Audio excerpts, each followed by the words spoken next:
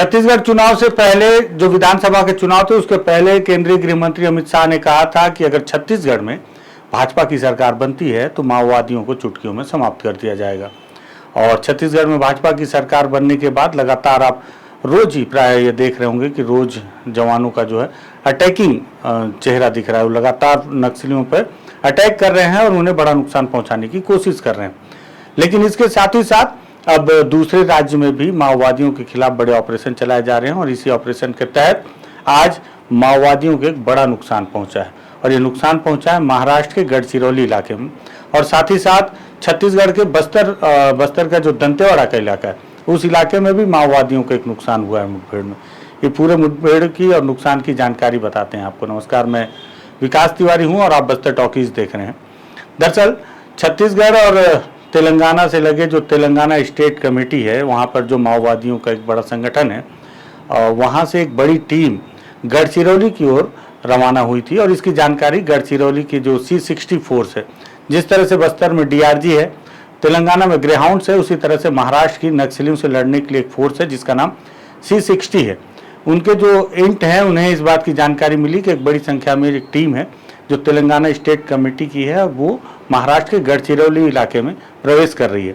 और उनका जो मकसद है आने वाले लोकसभा चुनाव में अपनी उपस्थिति दर्ज करवाना और इसके साथ ही साथ जो गढ़चिरौली का इलाका है वहाँ चुनाव को प्रभावित करना।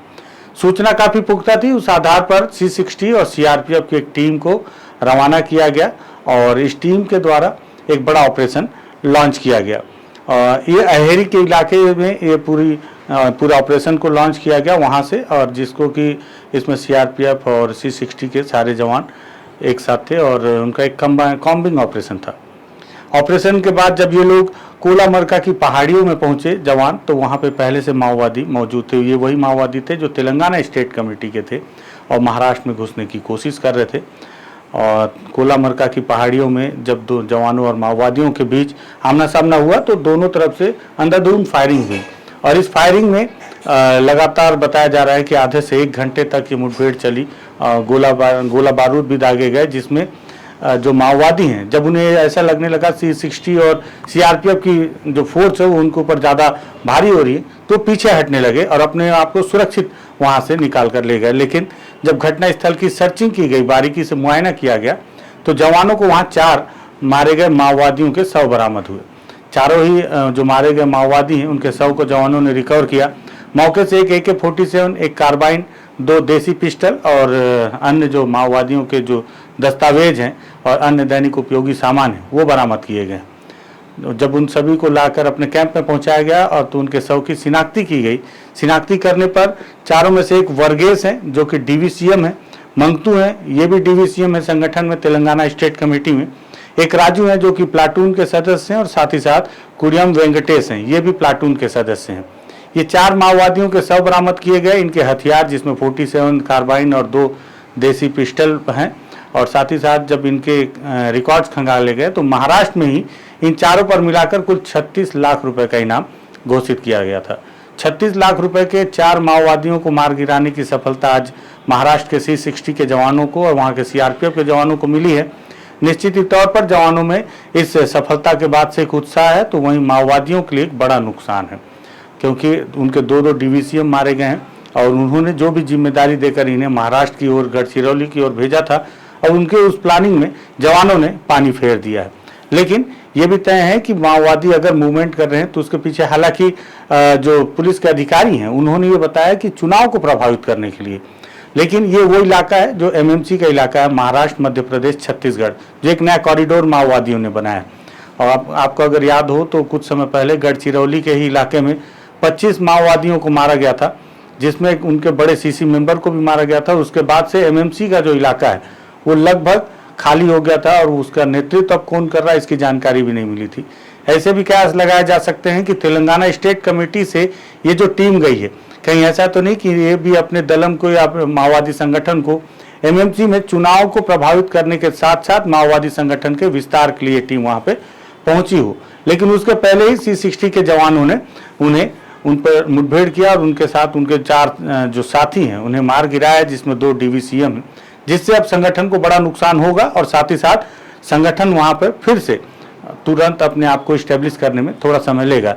ऐसे में जवान उस इलाके को अपने गिरफ्त में ले सकते हैं काफ़ी आसानी से। तो एक तरीके से माना जा सकता है कि माओवादियों की जो प्लानिंग थी उस पर उनके मंसूबों पर पानी फिर गया है और जवानों को यहाँ पर एक उत्साहित करने वाली एक सफलता मिली।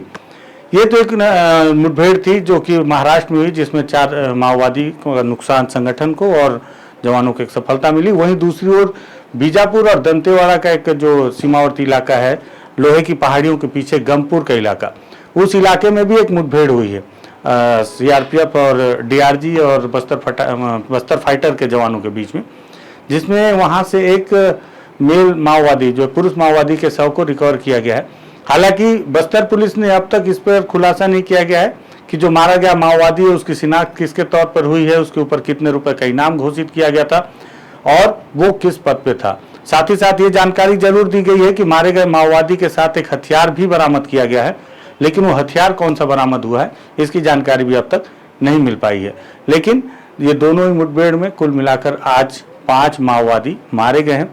माओवादी संगठन को एक बड़ा नुकसान और पुलिस को एक बड़ी सफलता हाथ लगी है। चुनाव जैसे जैसे करीब आएगा, माओवादी संगठन भी जिस तरह से लगातार बैनर, पोस्टर और पर्चे फेंक रहे हैं, लोकसभा चुनाव का विरोध करने की अपील कर रहे हैं और साथ ही साथ उन्होंने लोकसभा चुनाव को झूठा बताया है। तो इस तरह से वो लगातार अपनी कोशिश करेंगे कि वो लोकसभा चुनाव को प्रभावित करें। जवानों की जिम्मेदारी होगी कि सुरक्षित और शांतिपूर्ण तरीके से लोकसभा चुनाव को संपन्न कराएं और इसमें ये कोशिश की जाएगी कि जवानों को किसी तरह का नुकसान ना हो, ईवीएम ना लूटे जाएं, हर एक आदमी, हर अंतिम व्यक्ति अपने लोकतांत्रिक अधिकार का पूरा प्रयोग कर सके। लेकिन इन दोनों ही जद्दोजहद में चुनाव बस्तर में संपन्न होंगे। पहले चरण में एक बार जिस तरह से छत्तीसगढ़ में जब विधानसभा चुनाव थे तो पहले चरण में बस्तर के चुनाव संपन्न कराए गए थे, ठीक उसी तरह से लोकसभा चुनाव में भी बस्तर उसी तरह से चुनौतीपूर्ण होगा और चुनौतीपूर्ण इस चुनाव में सबसे पहले चरण में बस्तर में चुनाव संपन्न होंगे। देखना होगा आने वाले समय में कि जवान कितने तैनात रहते हैं, कितने मुस्तैद रहते हैं इस चुनौती से निपटने के लिए और किस तरह से शांतिपूर्ण तरीके से चुनाव संपन्न कराते हैं। ये भी देखना होगा कि माओवादी कहीं कोई बड़ी घटना को अंजाम देने में सफल ना हो जाए। जो भी होगा वो जानकारी आप तक पहुंचाएंगे। मुझे लगा कि माओवादी और पुलिस के बीच के इस मुठभेड़ की जानकारी आप तक पहुंचानी चाहिए, इसलिए हमने इस वीडियो को तैयार किया है।